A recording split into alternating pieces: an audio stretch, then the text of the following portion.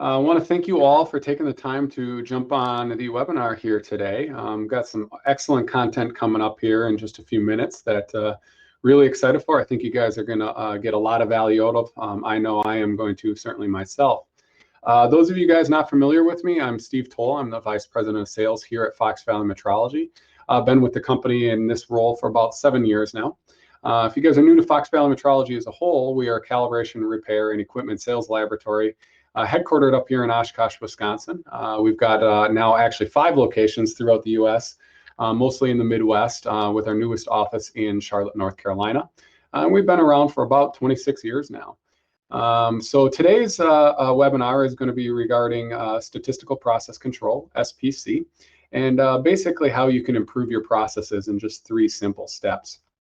So this is the next one up in our monthly series of educational content that we've been providing out there, where we're trying to do a deep dive into many different industry topics, such as science of measurement, auditing and accreditation best practices, quality management tips and tricks, some new trends in different industry technology and things of that nature. So make sure you guys stay tuned for the different announcements that we've got coming up of newer webinars. Our next webinar is scheduled for November 10th at 10 a.m. And that is going to be hosted by Tom Dorn, who's Fox Valley Metrology's equipment sales manager. And he's going to be discussing the proper use and care for common hand tools. So that'll be an excellent webinar for you guys to look forward to, especially if you want to pull in other members of your team or even people out on the shop floor. It's going to be a very, very educational seminar, something that we usually actually charge for as far as training is concerned, but giving you guys that opportunity to partake in that for free. But in any event, of course, the agenda that we've got here for today is going to be that deep dive into statistical process control and learning how you can improve your processes in that. And the 2 guys that we've got presenting here today are absolutely experts within the industry. It's going to be primarily presented by Hani Abdel Mataleb. And we also got Curtis Stubbs as a part of this conversation here as well, too, who is the regional manager of Mitutoyo. Those guys have all of the expertise in the world, certainly have more knowledge about this stuff in their left pinky than I do in my entire body. So really excited for the opportunity on that. So just a couple of general housekeeping notes. We've got Q&A available. You'll notice that on the left side of your screen. Please feel free to go ahead and use that throughout the presentation if you guys do have any questions or any comments that you'd like to bring up. We will be stopping periodically throughout to address any questions that have come in and allow you guys to use that opportunity to address forward any questions that you may have.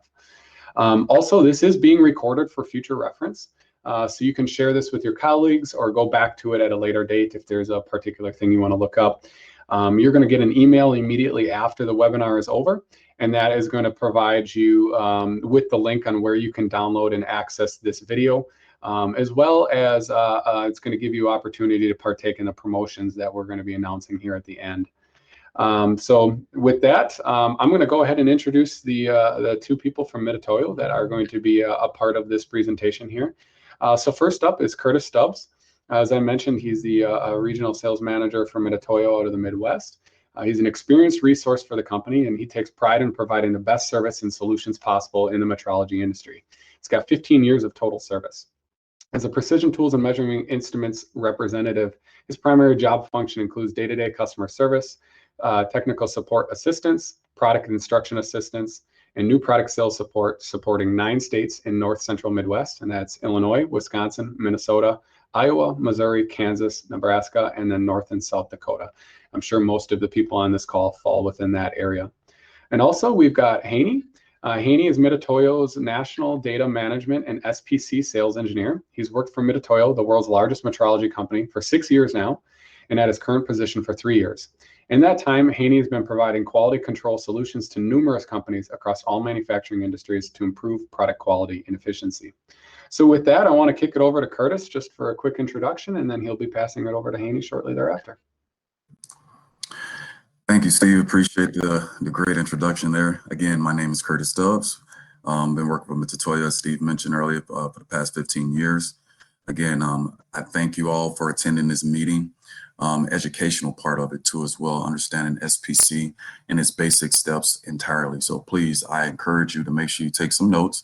If you got any questions, there's no right or wrong. Trust me, I got a lot of crazy questions, but I learn a lot new in the process of it too as well. So feel free to be an open book in this process. We want to be engaged in this as well. And with that being said, I'll pass it on over to my national sales specialist on the data management and measuring side, Mr. Haney. Hello, good morning. Yeah, thank you all for attending. Thank you, Steve, for having us host this webinar with you. So really excited to present some hopefully really good, useful information for you. SPC is a really great topic to discuss. I think there are a lot of manufacturers out there in in the world who look at SPC as kind of this maybe a little bit scary or difficult thing to embark. And so really want to kind of break this thing down into 3 simple steps on how you can utilize SPC to gain all the benefits that come along with it. So yeah, thank you for joining. So we'll go ahead and get started here. So the steps that we're looking at, SPC in 3 steps. Step number 1, we're going to look at collecting and charting the data. This is primarily going to be out on the shop floor. Step 2, it's going to be floor supervisors. They're going to review things like the histogram and the statistics, and we'll take a look at that. And then step 3, we're going to look at quality department checks, and we're going to look at capability indexes and do some other reviews of data.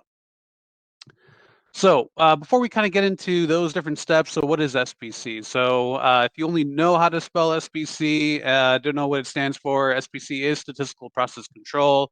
Ultimately, it's using statistical tools to predict current and future process behavior. So we kind of break that down a little bit. We see the statistics, which is a science that deals with data collection.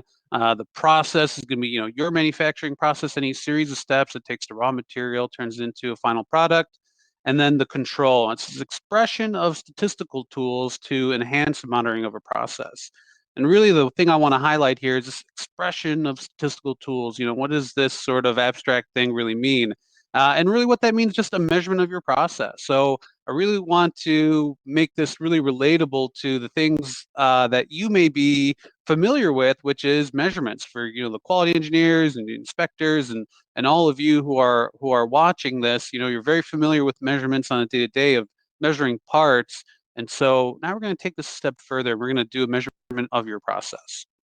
And then typical SPC tools we'll be looking at today: pre-control chart, histogram, control charts, those sorts of things. And then next here, benefits of SPC. So, what you should hopefully see today is, being able to reduce process costs by limiting process adjustments to only when necessary, right? So really being intentional of, when you are going to make some sort of adjustment, not doing it too early, not doing it too late, reducing inspection costs, not having to maybe measure as much as you might have had to in the past because you have all of this good data to do that.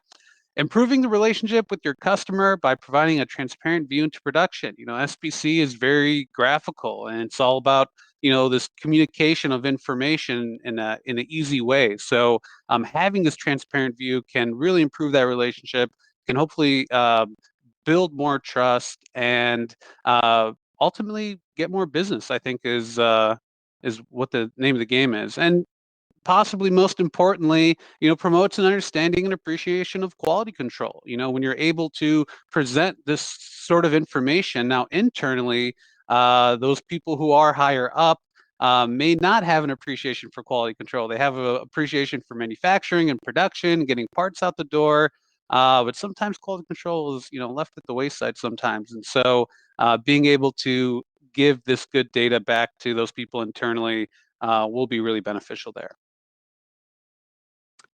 So step 1, collect and chart the data. So we'll look at data collection, the pre-control chart, X bar, and R chart. So kind of a little summary of what does manufacturing and quality look like, right? You manufacture the part, you measure at these points critical to quality, you record and chart this data immediately, and then you record some causes and actions when some of these problems arise. So when we talk about collecting data, these critical to quality measurements, I mean, this is obviously going to be anything, right? Size, location, weight, roundness, flatness, heights, thicknesses, all of these things. Well, before we really get into SPC, let's really kind of establish why we want to collect this data in the first place, right? Well, they're critical. They're critical to form, fit, or function. And so we really want to be able to monitor these things and really ensure that we're making good parts and we have a good process to do this. So we apply SPC to these critical characteristics to guarantee a high quality product and make sure that there are no failures, there are no recalls, any of those bad things that can happen when parts are going out of spec. And this data could be anywhere, right? It could be at the machine, right? The operator is putting that caliper on the machine or whatever tool it is. It could even be in the machine. You might have a laser on a centerless grinding machine, or you might have a machine tool probe on your mill, for example. And it could be in the quality lab. So there's really going to be data on these critical characteristics all throughout the plant. And so basically we want to be able to grab this data from anywhere that's being collected and be able to process it. And we want to process it by using systems that capture data directly from the gauging system. All right, we really want to get away from hand-recorded data. You know, of course, you can do SPC by paper and pen. You can do it in Excel by typing things in, but there's really a lot of issues that come along with that, right? So we want to be able to eliminate the error-prone nature of hand-recorded data. We want to get these graphic results immediately at the point of manufacture. We don't want to record them and then type them in or punch them into a system later on. So, for example, one of the products that Mitutoyo has is U-Wave Fit. It's a little wireless transmitter that fits on the back of most of our tools. And so what we see in a conventional method, you take this measurement, the data is displayed, you record it by hand. There's potential for mistakes there. You go ahead and type it into the computer later. There's time and effort there, and there's obviously going to be mistakes and effort in entering it at the keyboard. So whatever the tools that you have, find out the way to get it directly from your tool into the computer. And so again, we want to eliminate mistakes and save time and use this time for more value-added functions, right? Like SPC. Next here, then we're going to go and chart the data. So SPC starts with collecting data on features critical to quality, like we had mentioned, at the point of manufacture on the shop floor. One of the tools that we want to use here is going to be called the pre-control chart, and that's what you see there, the chart on the bottom. And we really recommend using a pre-control chart for operators, especially if they're not familiar with SPC, you're just kind of starting off. It's really easy to see the data, right? We see a pre-control chart, you might call it a rainbow chart. And so obviously things that go into the red ribbon or the red band there are going to be out of tolerance. Anything that's in the yellow is in the warning, and then the green is obviously good. So it's really easy to interpret, right, when data is in tolerance or not. And like we said earlier, we're going to use systems that capture data directly from the gauging system. We're going to eliminate those errors, get these immediately. And for some of the sticklers out there, you look at a pre-controlled chart, and that's not a formal SPC chart. So yeah, it's not technically a formal SPC chart, but it's definitely a great tool to use at the point of manufacture. And so we really do highly recommend that operators use this type of chart to identify that parts are going to be within spec. So we have our tools, they have electronic data output, digital output, we put them into the chart, and then what's next, right? So then now we can do things that are called assignable cause and corrective action. So in this example here on the right-hand side, we see that the pre-control chart showed a problem at the time of manufacture. We can see that here with this data point out here in the red. And so what we're able to do with the software system is record and assign a cause to that out of spec. That out of spec measurement. So the operators should really be empowered to assign these causes, right? They should be trained to know what are the reasons for things to go, non-conformance. And so, and here in this example, the operator goes and records a sudden drop in the air pressure. And so while that's a good first step, and we'll see that we can use that information later on, is that obviously we want to have information for the operator to prevent it from happening again, right? So what are their corrective actions? So SPC is going to be also a lot about, assigning these causes and correcting those causes as well. So the operator goes, he checks the air gauge, he can report the problem to maintenance, and maintenance found a hole in the airline. They can go ahead and and fix that, and then we can see the next measurements in the process then are going to go ahead and be in spec, hopefully. So really the big thing here is capturing data at the point of manufacture provides records of two things: when things are going right and when things are going wrong, and both are going to be equally beneficial. So when you do have, like I was just talking to somebody yesterday actually, and they're measuring these bushings, they put them on a landing gear, and supposedly they're in spec, and they go ahead and send those out, and they do the assembly, and it doesn't fit.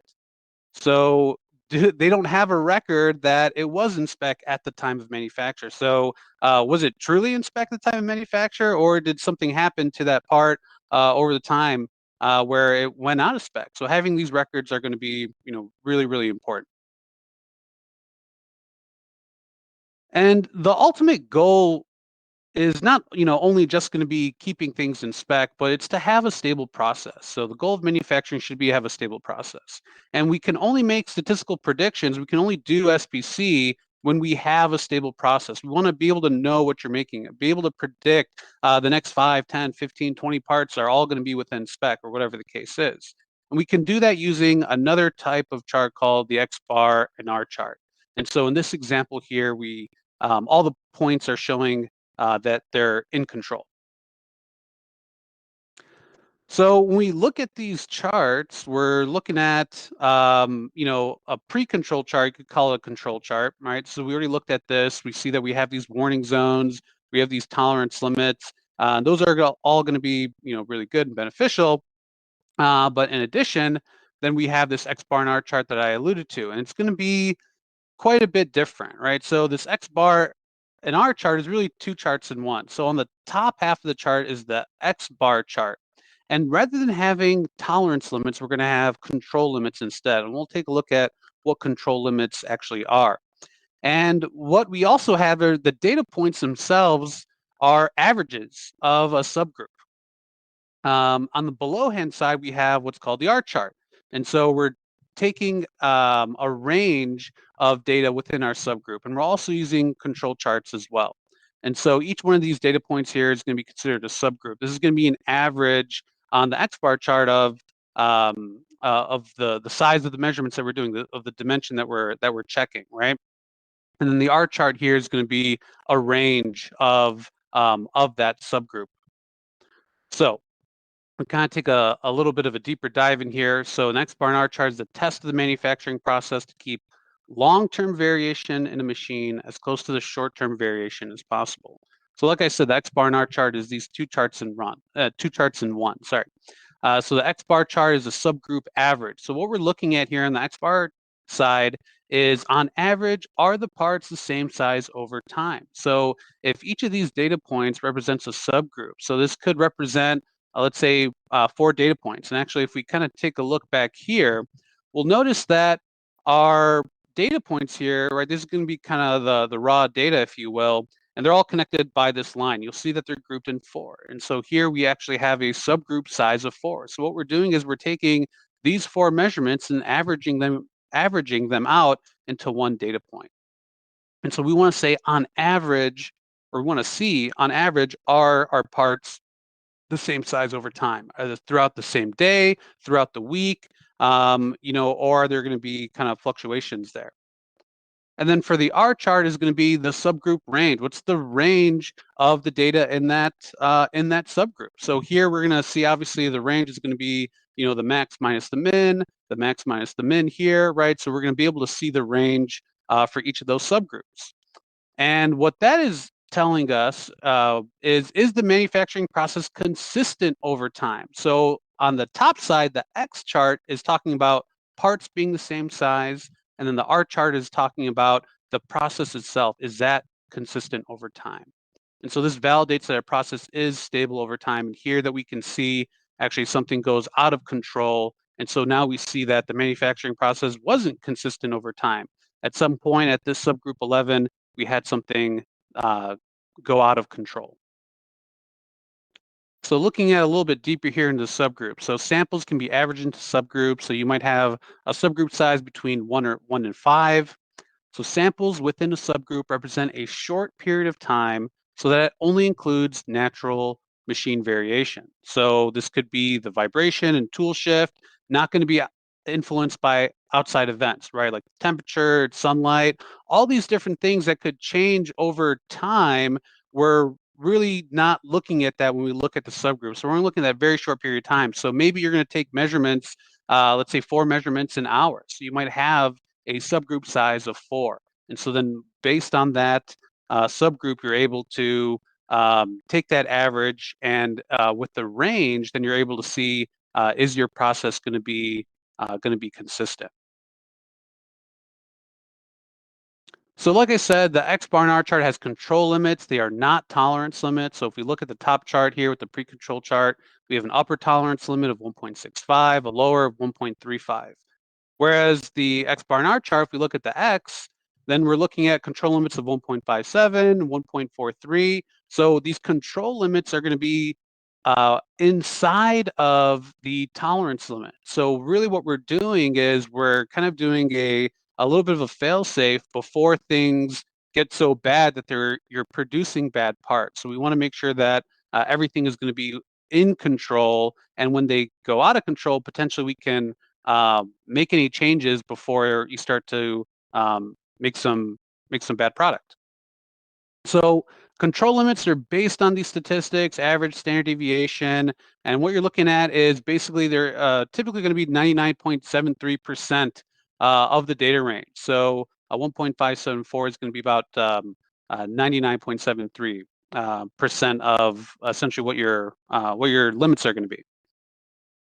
So again, the key thing to know here is the X bar chart on average. Are the parts the same size over time? And the R chart is the manufacturing process stable over time. So when you take these average subgroups and then you plot them next to each other, then that's what you're going to see. So now you're going to see this representative of short-term variation here with each of these data points over the long term, right? So maybe in that short instance for what's representing an hour, maybe this data point's representing a day, for example, things are looking good, but then over time, again, are we increasing in size? Are we decreasing in size? Over time, is our process getting more out of whack or not?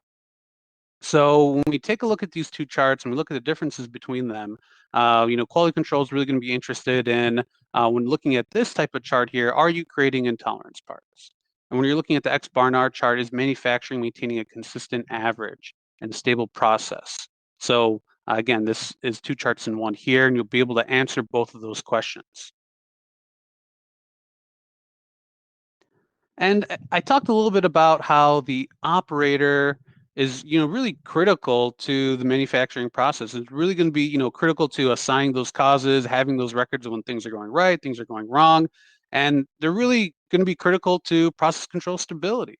So, we looked at those previous slides. X bar and R charts are being in control. It's really going to be the operator who's the first one to see if things start to change. It's the operator who can raise alert when the process changes, and then take those steps to return the process to the proper settings. And so ultimately, again, the operator is critical to keeping the process stable. So you want to make sure you're giving the operator the tools to do that. When you're collecting data on a piece of paper or in a spreadsheet, are they really going to have the ability to see if things are changing over time? When you just kind of have raw data in a spreadsheet, does that really give anyone any useful information? Are they going to be able to know when they can make those process changes? So that's the first step. I think, Steve, we wanted to kind of pause for a second, and if there's any questions, type them into the Q&A, and I think Steve will kind of take them. Do you have any questions, Steve? No questions as of right now, but if you guys have anything that you'd like to ask or any comments you'd like to make, please go ahead, type them in the Q&A. But Haney, as of right now, it looks like you can probably just keep rolling through, and I'll address anything that comes in at the next break. Okay, great.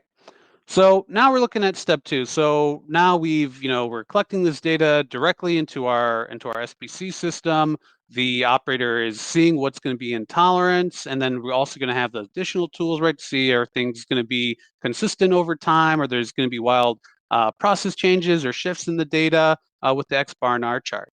So now if we assume then that we're able to keep our process in control, or we use X bar in our chart and we see that we do have a stable process, now we can go ahead and take it to the next step.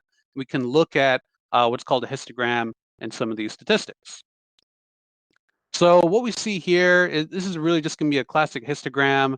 If you're not familiar with the histogram, it's considered a probability density chart. It's really what's the the probability of all your data going to be within 68.27%. So what we're looking at here on this side of the chart, each of these numbers, the 1, the 2, and the 3 on each side, is going to be a standard deviation away from your mean. So from your target here. So basically, how much of your day is going to be within one standard deviation, plus or minus. So essentially, whatever your charts look like. So if we look at over here, we see that we're one standard deviation away. So 68% of our days are going to fall over here, and eventually, this 99.73%, you're going to see this. It's a pretty common number here again. So that's going to be 3 standard deviations away from your mean data there, and that's where you should expect 99.73% of your data. So when we look at the histogram in relation to your lower limit and your upper limit, you're obviously going to want 99.73% of your data to be within these limits. So when we look at this histogram here, this is a really good looking histogram, right? All your data, most of your data is going to be pretty much right on target here, and we don't really see anything that's going out of tolerance.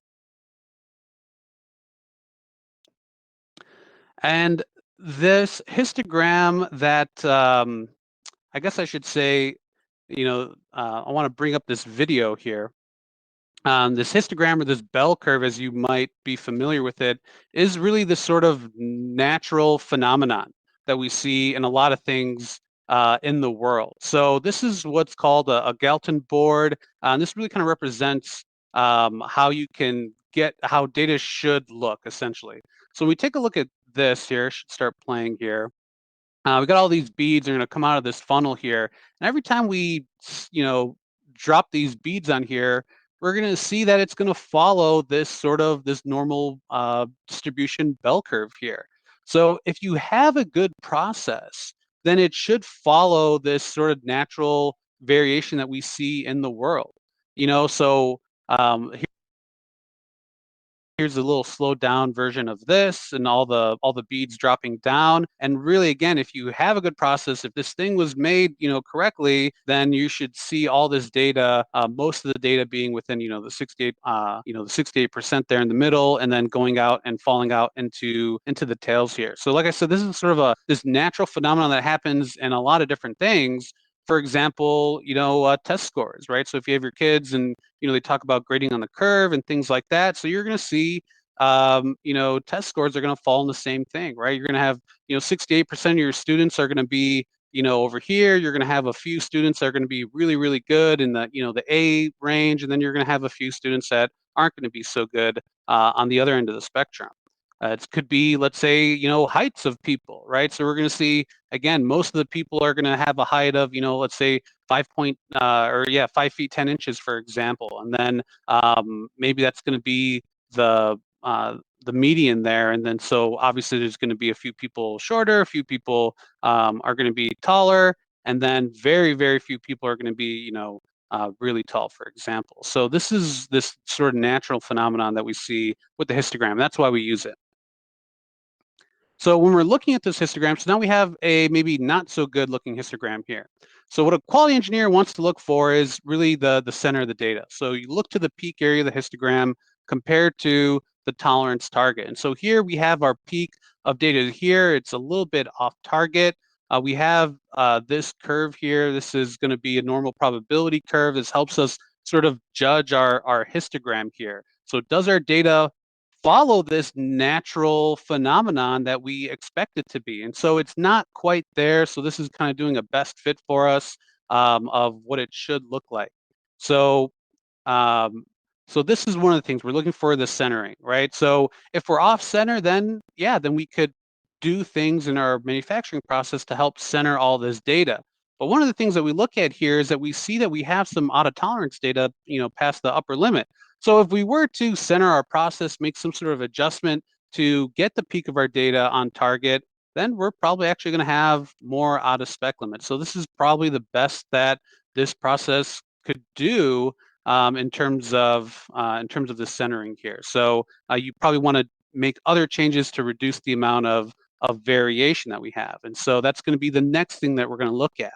So quality engineer is also going to look for the spread. So again, this data, right, is centered pretty much directly on target. That's great. But then the spread of our data is kind of a lot, right? So even though most of our data is on target, we have such so much variation here that we're getting things out of spec on both sides here. Whereas over here, we see that we have data that's not quite on target, but the spread is so low that it really doesn't matter, right? We're well within spec and everything is looking pretty good. So again, do you want to make process adjustments to this? Even though you're not directly on target. And so those are going to be questions that you can ask yourself based on looking at this data. But from here, yeah, everything's within spec and everything looks good.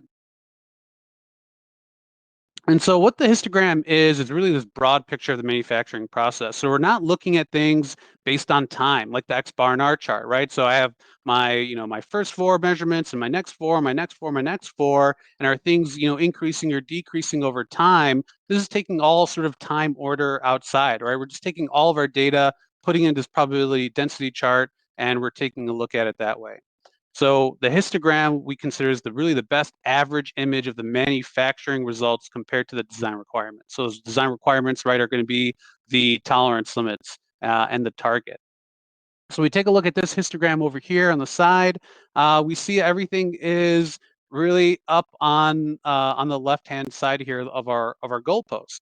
So, well, what does that mean? Well, this is okay actually because our target and our lower tolerance limit are going to be the same thing. So this might be flatness, for example. So flatness is never going to go below 0, and our target's going to be 0. So if you can make your parts with a perfect flatness of 0, then yeah, you have an amazing process. But obviously that's probably not going to happen. So so then we can see that we're trailing off over here, and we see our best fit curve here that's kind of representing what we're looking at. And so this one here looks pretty good.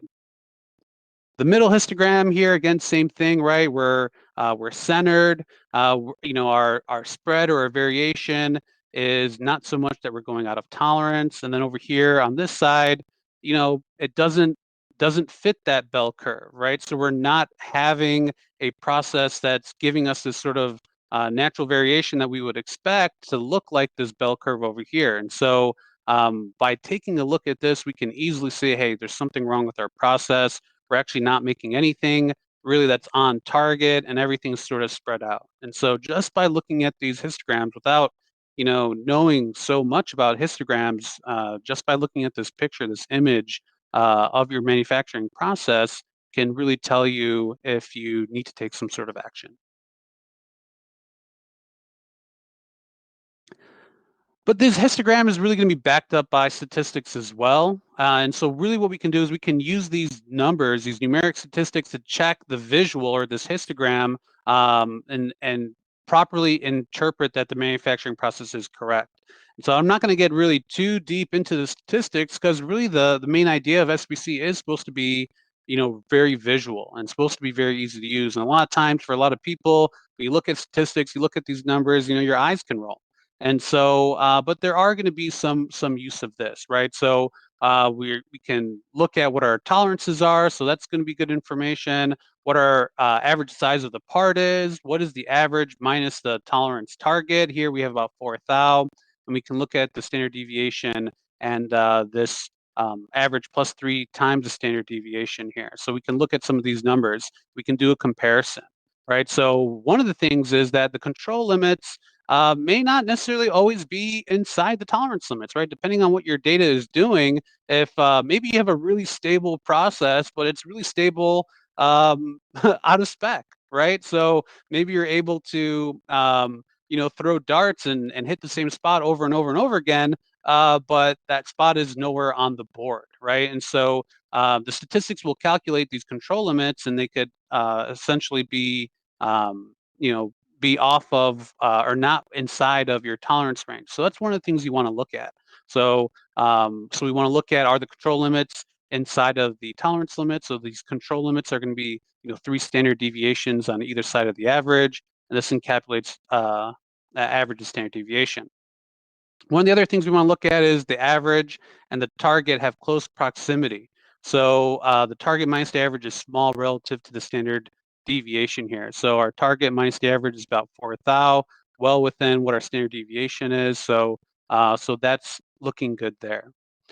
So really, how easy is it for you to interpret these numeric results, depending on what your level of experience is? It could be really easy. For some people, not so much. So just a couple of things here to try to understand and really take a look at where these control limits lie in relation to the tolerances here. So that's step 2. We're off to step 3. So we're going to do quality checks here. So we're going to look at capability indexes and maintaining processes, and we're going to be using a couple of tools here called CP and CPK. So there are a lot of ways to interpret graphs such as a histogram. So how can we easily see if our process is good or bad? And really, this histogram can be equated to a single number that defines the capability of the process, known as the process capability index, right? So how capable are you of making a certain critical feature, right? This inside diameter, this outside diameter, this length is so critical. How capable are you of producing that?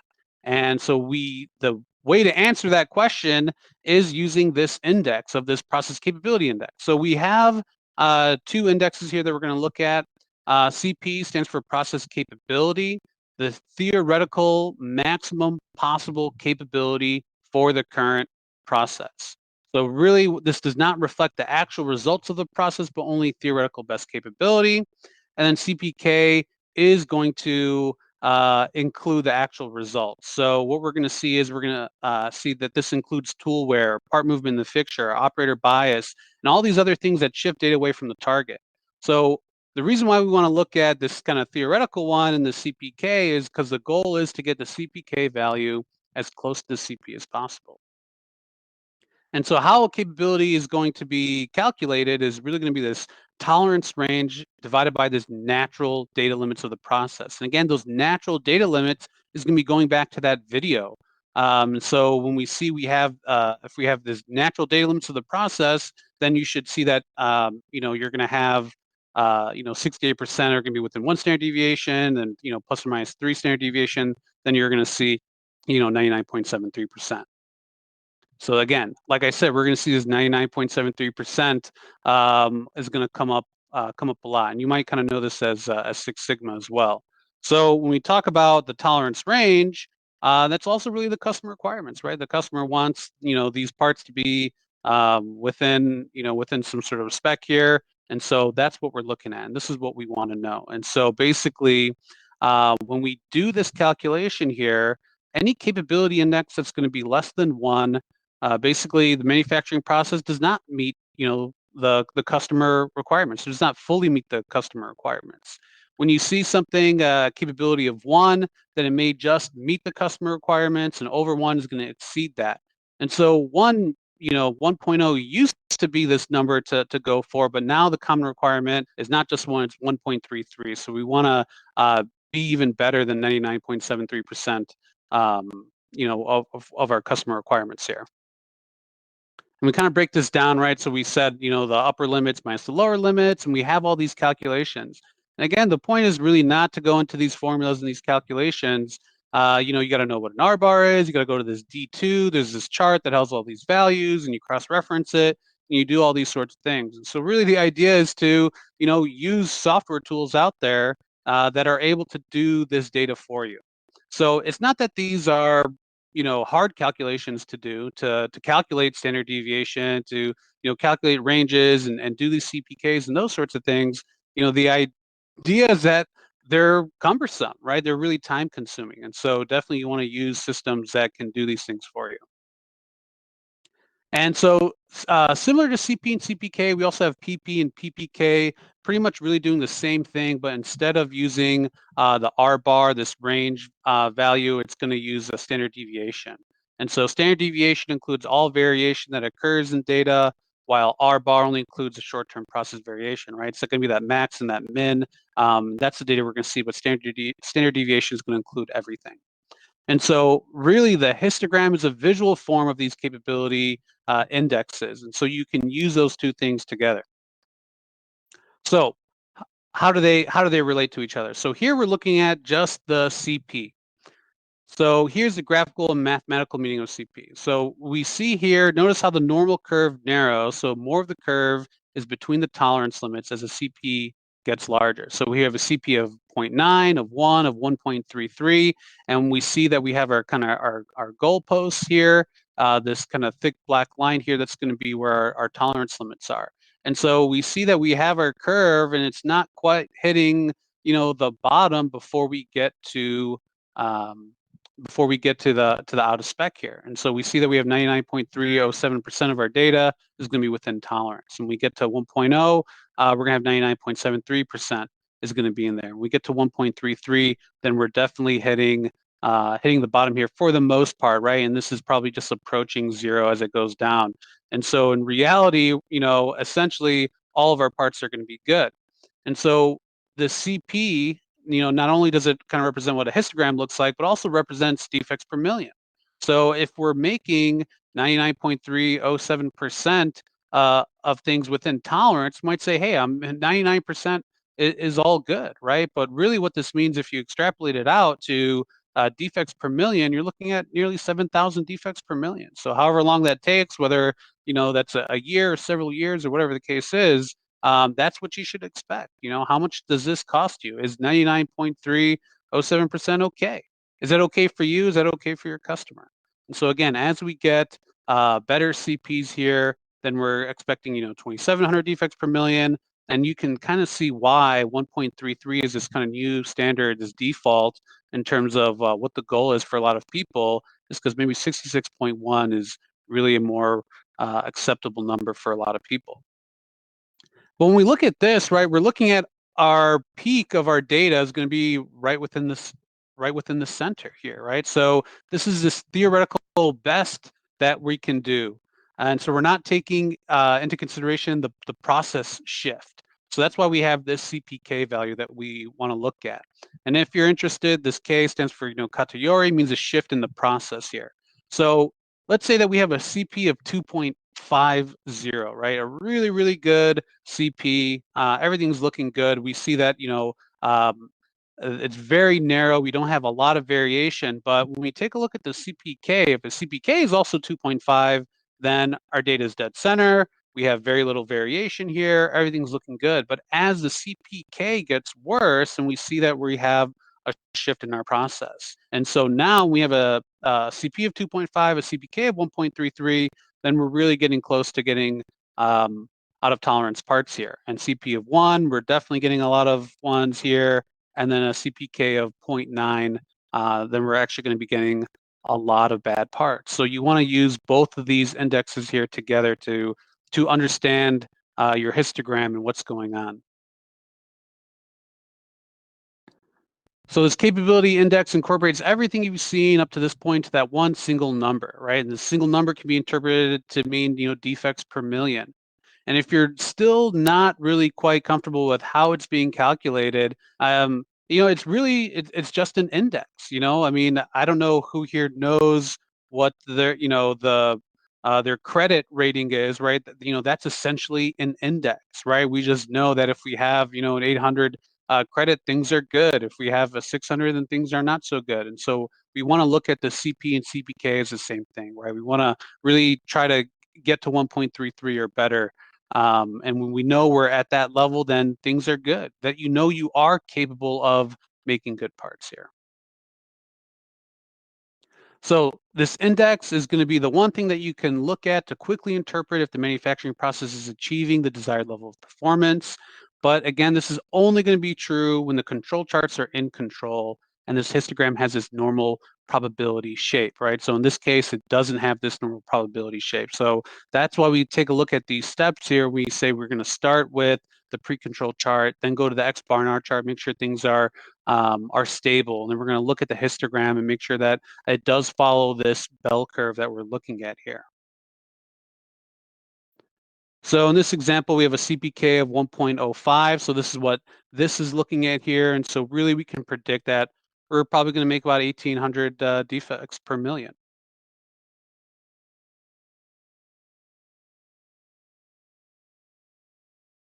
So here we can see basically, all the different examples of a CPK and what they mean. And so really, I guess 1.5 or 1.67, you might consider to be 6 sigma here. And like I said, 1.33 is really this kind of typical manufacturing requirement. And why do we want to do CPK instead of CP? Well, CP is going to be the best the current process could do if all the parameters are at their best performance level, right? And that may not always be the case. And so the CPK incorporates the shift away from center target and better represents actual performance. So there's something like, I don't know, 1 billion, letters that get sent. I don't know if it's every day or every week. And so we can see, we're hoping that the post office is doing some SPC and really making sure that, they're not sending mail to the wrong places, or they're not getting sort of, it's not delivered at all. Another check that we can look at is going to be with the Pareto chart. So if you remember way back in step 1, we were collecting assignable cause and corrective action. And so while that's great and we're doing that and we have records of what is going wrong, and we're having actions to correct those things in the moment, but now we can also use this data later on. So when we talk about quality engineers doing a check, now you can start to see, hey, where are all my defects coming from? If I'm expecting 1,000 defects per million, well, I want to make sure that those things don't happen. So have an idea of where do you get started with some of these things. And so the Pareto chart can do that. So when you have all of your operators, all your inspectors, and they're logging where the defects are coming from, you can look to a Pareto chart and what is, where do you start, right? Do I really care about low RPM?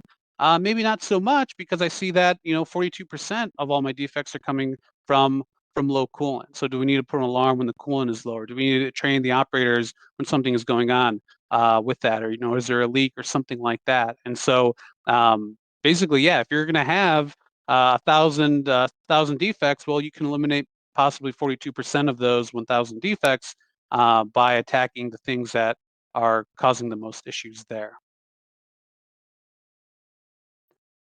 So I want to kind of take a look at really just a real simple example. How does SPC improve this process? So here we have an example of some inspection data. We take a look at this, and kind of ask the question, how would you improve this process? And most people would say it's maybe good enough, right? We look at our histogram, nothing's out of tolerance. That's fine, right? Why do I need to make any changes? But we see in the X bar chart here that we have a few data points that are going out of control. And so this should raise a red flag to us here. We have some out of control points here, we have some out of control points here. And so there's really an issue there. So like we said, right, at first glance, hey, everything's fine, everything's within tolerance. But if we try to understand this data and we say, maybe going into one inspection system and collecting this data for maybe a lot that's being machined off of 2 different machining centers feeding into that one inspection station. And so we can kind of see that we have 2 peaks of data here. And so we really don't expect there. We shouldn't expect that, right? Because it doesn't follow that sort of that natural behavior that we expect, that natural variation that we expect out of manufacturing and out of so many things in the world, right? So it's not really looking like this, this best fit curve here. So X bar and R, what to know. So we start in the R chart here, and we see actually that the R chart is well behaved, right? Nothing is out of control. We do have some swings, but again, they're within the control limits. When we look at the X, we do see these wild swings, and they are going out of control. And so we want to look for outside influence that's causing those wide swings. And so when we remember that, hey, this is going into 2 machining centers, well, let's try to isolate this data here and see what we can do about it. But if you notice in this chart here, we have these yellow triangles. And so this is something that our software does, MeasureLink here, that you can tag your data based on certain criteria. So do you want to tag all your data points with what machine it is? So anywhere that you see a yellow triangle shows a traceability change. And so we've tagged this data as machine A or machine B. And we can use this to provide additional information to help identify those sources of variation. So we can run a filter here. We have data filtered for machine ID A, and we take a look at this, and the X bar R chart is looking pretty good. And so, we can identify where this outside influence is coming from. But then we look at the machine B data, we look at this histogram after we filter it out, we see most of the things are going to be in the warning limits, right? They're going to be in the yellow here. And so that could be problematic. We take a look at machine B, we see, hopefully you can see it's super tiny, that we have a CP of 0.45. We have a CPK of 0.45.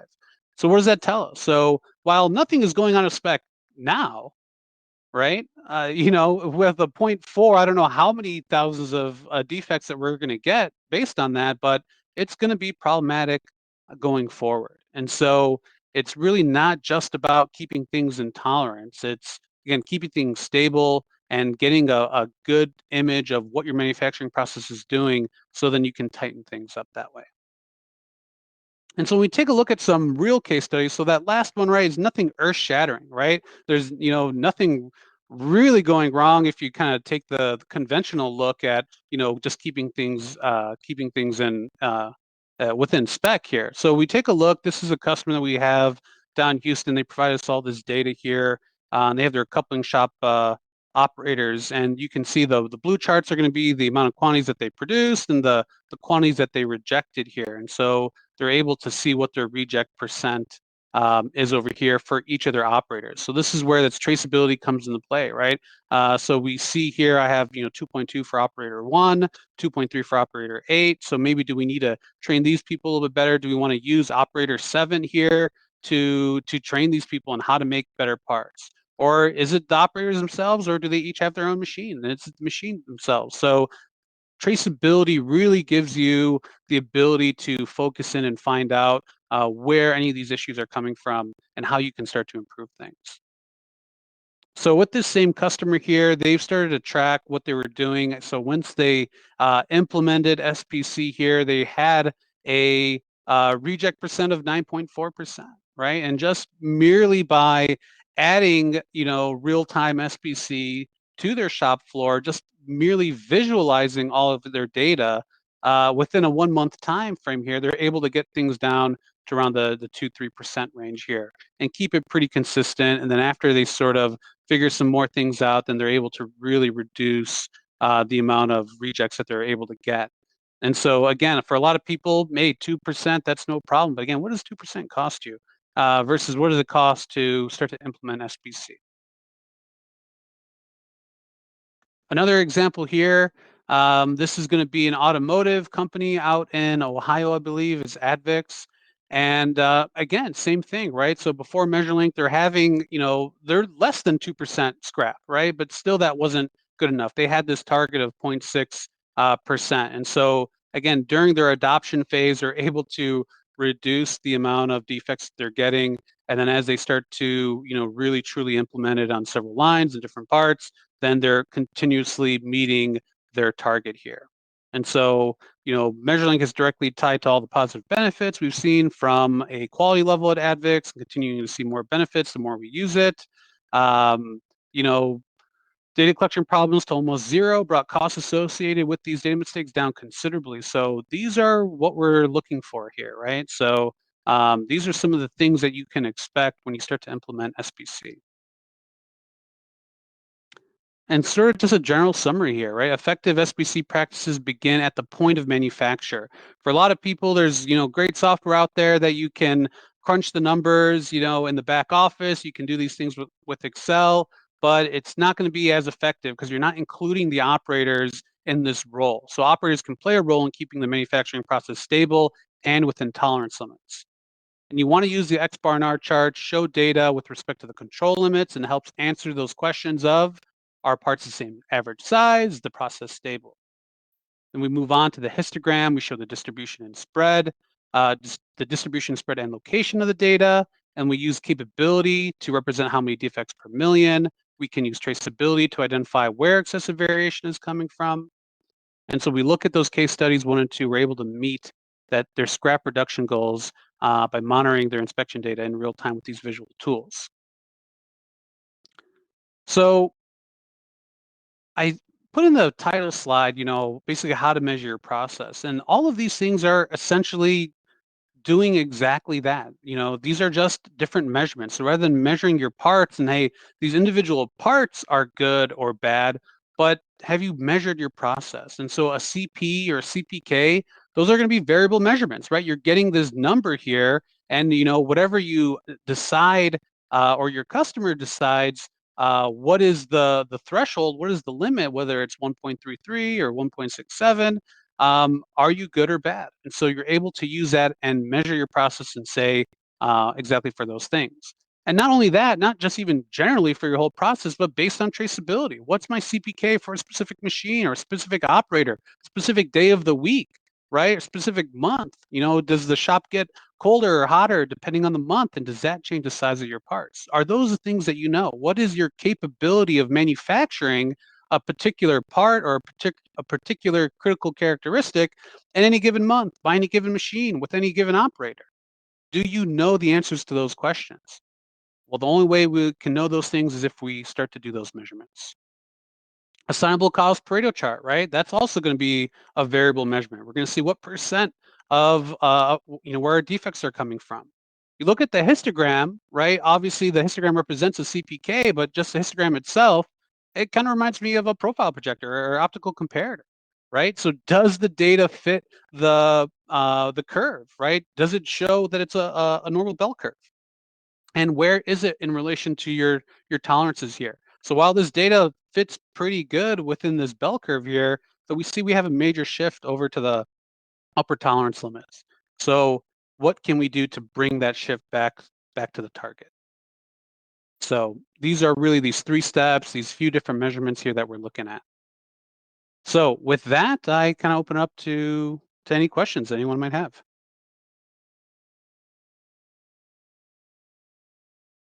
And while people are thinking of questions here, I just kind of wanted to answer a couple of questions myself. And I know we're getting kind of low on time here. And so actually, yeah, so since we're getting low on time, I'll just kind of run through these really quickly. So, basically how much data do you need? Basically, you're looking at 25 to 30 data points that you want to be able to calculate some of those control limits, to be able to calculate the CPK. You want to make sure that these samples are being collected randomly. You don't want to make sure you're always getting the first piece out of the day or out of the hour, whatever the case is, or first after some sort of change. You want to make sure they're random. You want to average them into subgroups here. And again, those subgroups represent a short period. This is stuff we already talked about. And what should your subgroup be? There's not a perfect subgroup size. So over time, these individual subgroups represent the long-term history, and the shifts between each one pick up the environmental effects that you don't see there. And if you're collecting data from a CMM, you're doing incoming inspection, because there's no time order for those, you're going to look at a subgroup size of 1. And then just kind of a shout out, right? What program has all these SPC tools that we're looking at? So Mitutoyo's flagship SPC program is called MeasureLink. Again, there's no need to do any calculations. There's no need to draw any of these charts. You have data that's going to be centralized into one location, to one database that you can access it, and you can start to look at the machines and the data, from all those machines and all those operators, and taking that data directly. So I think we're getting close to overtime. Steve, anything you'd like to add before we move past questions? So there's one question that popped in, and I think this will be a pretty easy softball for you guys. What SPC software would you recommend for a smaller company? Well, I mean, you're kind of bringing me into, basically our promotion. And so something that MeasureLink does is basically you can kind of mix and match and add as many different sort of licenses as you need. So when we talk about for a smaller company, is it worth the investment to invest in, $2,500 to get a data collection station where you can get all the real-time data, where the operator can use those charts and use that data, as well as a license for yourself. So as an engineer or a manager or supervisor, there's a module here that you can remote in and look at all that data, and you can start to look at the data over, for that specific lot number, that work order number, or across, a week or a month or whatever time frame it is that you're interested in analyzing. So Yeah, definitely. I appreciate the question, and I would definitely recommend MeasureLink. Either taking advantage of the promotion that goes to the end of the year, or even just trying out with our 60-day free trial is really a low risk way of identifying if it's a good fit for you. One other question here real quick before we and wrap this all up here is how long does implementation of MeasureLink typically take?